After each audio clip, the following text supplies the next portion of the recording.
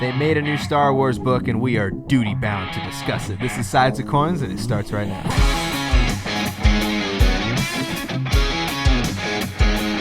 We didn't discuss it. Didn't even mention it. Did we read it if we don't talk about it? This is Alphabet Squadron. Just came out by Alexander Freed. It tells the story of five pilots.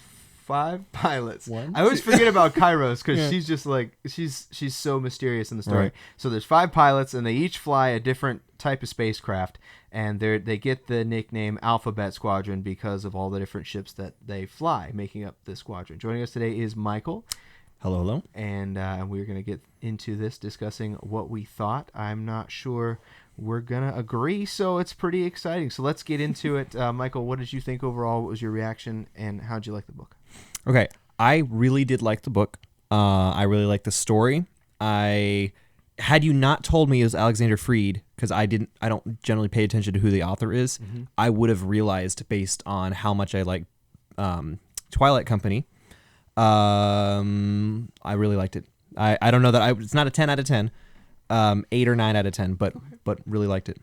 Yeah, so it really had its moments, and by the second half, once they had zeroed in on who was going to stick around, I really liked the book as well. It told a really cool story, the character development with Erica Quell and who's main character, a lot of the squad dynamic and how everybody had like their own sort of personal profile and different personality tics that made them who they were.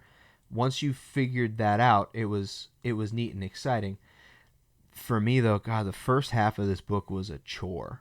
I mean, it was a straight chore. Like, it's so dry, man. There's I get what he was doing, right? Like, he's showing you that each one of these people has history, right? And they have all experienced great loss throughout the Galactic Civil War and then immediately after.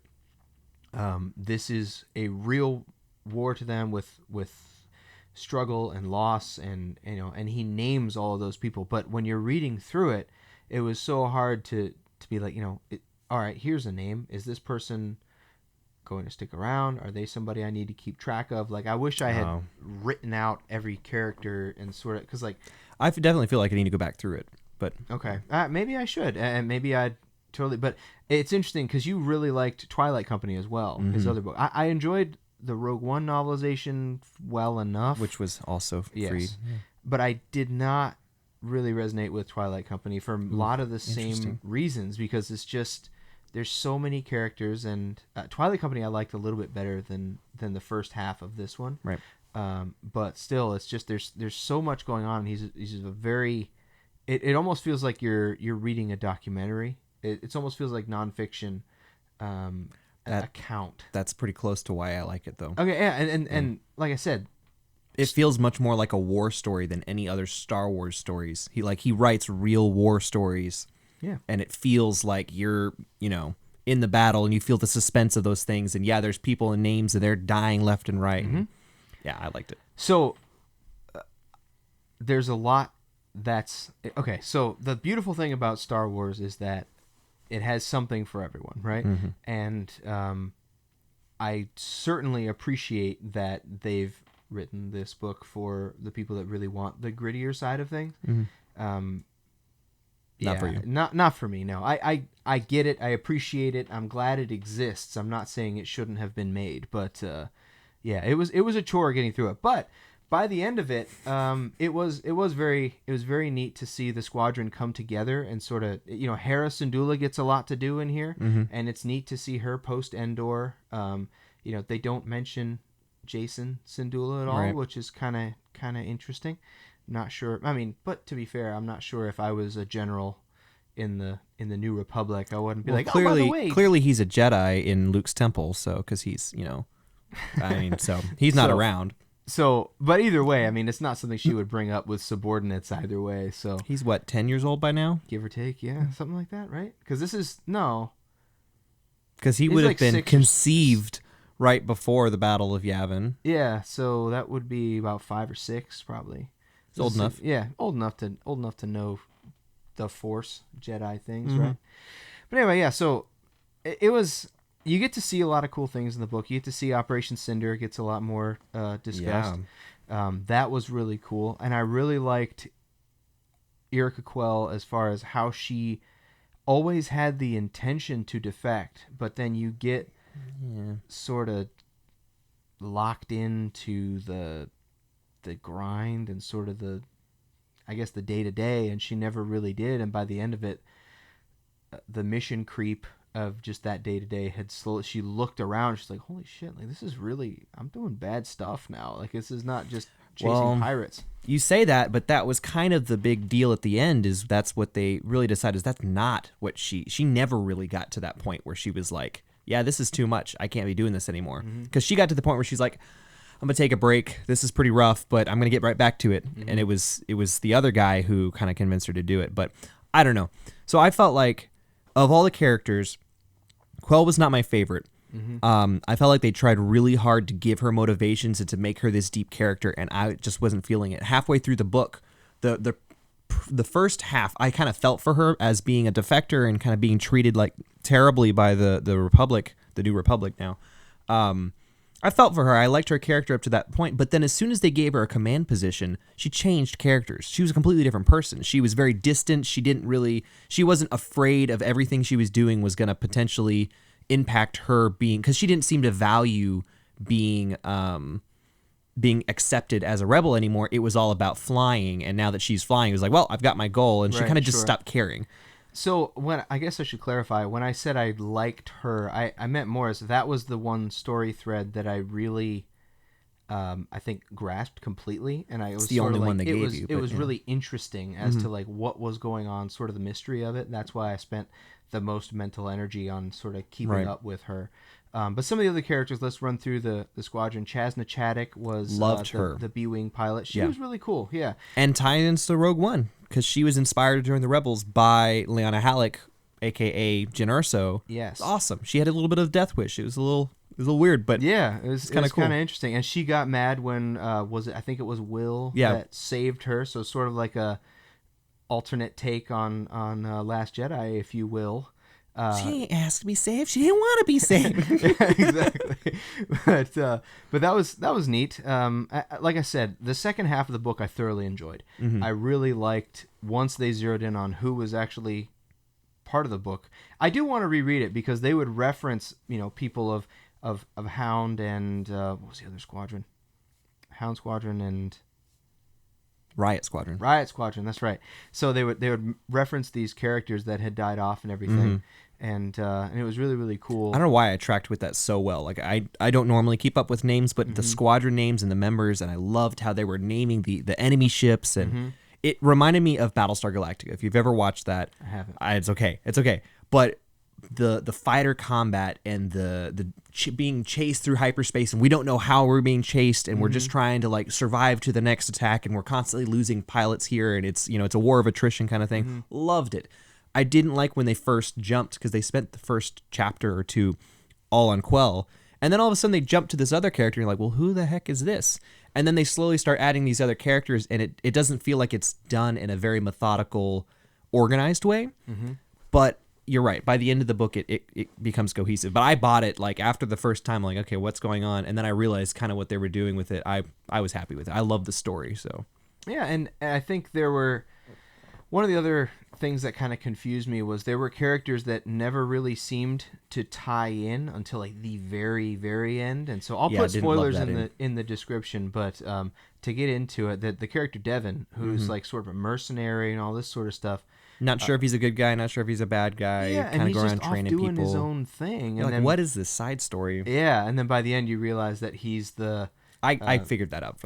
That was my guess immediately, was that this guy wasn't dead. They focused way too much on, what was his name? The major. Soren Keys. Yes. Yeah. And so, I figured he wasn't dead, but I didn't make the connection that he was Devin until later on, just because there was so much going on. I was just kind of lost, but yeah, it was the way that she described how he came into the Shadow Squadron, and he brought people together and he trained people and mentored them. That immediately was hearkening back to how he was teaching these other people to deal with other people. But he also wasn't like a hand-to-hand combat expert. He wasn't. He knew when to pick a fight and how to stand down and whatever. So I don't know. I picked up on it pretty quick, but yeah, no, it's like I said, I was a bit overwhelmed during the first half of this book, and maybe I could benefit from a reread. But the interesting thing is that it's a trilogy, and it ties in with the comic run as well for the TIE Fighter comics. But so what I'll probably end up doing is when the new book comes out, whenever that is, I'll reread this one and see if it lends more clarity to it. But yeah, it was interesting. There are so many additional characters in this too that I wonder. I kind of want to go back and read his other books and see if any of these other characters are in there, just in name and mention. Right. They mentioned one of the pilots' names was Kitzer. Did you hear that? Did you catch that? And I was wondering. I don't know, but I was like, that's the name we've heard before. So I didn't catch that, but I'm pretty positive that. I would have heard buzz and all the clickbait Maybe. sites. I'll have to look it up. Kitster confirmed in, but yeah, that's interesting, and I'm sure there are a lot of callbacks to his other work though, because there's so many extra characters and fringe things. So he could have definitely slipped in, the sergeant from Twilight Company or some other random. I mean, I didn't notice any basilisks or anything, but well, and I like the mentioning of the type of ship that they're flying. Like when I'm listening to, I'll go and look it up and make sure that I know what it's talking about, so I can, I know what that is, or the species. I'll go look that stuff up. But I will say one thing: I was disappointed by the audiobook, because I listened to the audiobook. Lack of Star Wars music. It didn't throw me off at first. I was just like, okay, it's music, it's still Star Wars. But after a while, I was like, I'm really missing the Star Wars music. Why is this not Star Wars? Then they'd it's pepper really it generic. in, and it would be okay. It would be so much better, right? And it's like, are you having trouble with licensing? Yeah, I don't know what that was, because that's never been an issue with the other Star Wars books. But this one in particular, it only really had Star Wars music for the opening and the outro. It wasn't really in there the whole book. I don't know. Yeah, it was interesting. I tried reading. I think I would have benefited from that also. Like I mostly did the audiobook, but then I would try to follow along. And when I was actually using the text as well with the audiobook, this was the first time I was like, wow, this actually makes a bit of difference. That's when I started to get the foothold of who all the characters were and everything.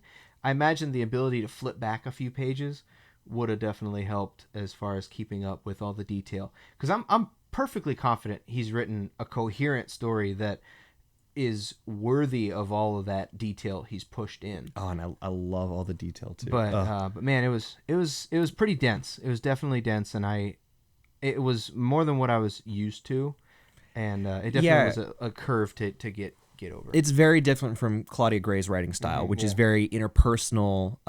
It's very, high level story, but very character driven. This was like, it had a lot of characters, and they had a lot of character, but I actually felt like a lot of the characters were flat. We were about to get into all the different characters, but I thought Quell was a little flat.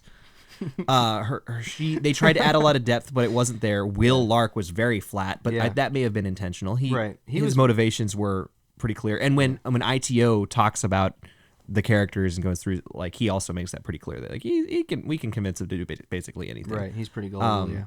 I really liked Chasna Chaddock, because I liked that they got into her. I kind of thought she was just a stereotype at first, and then they got into why she was the way she was. I was like, okay, I like this. And then cool.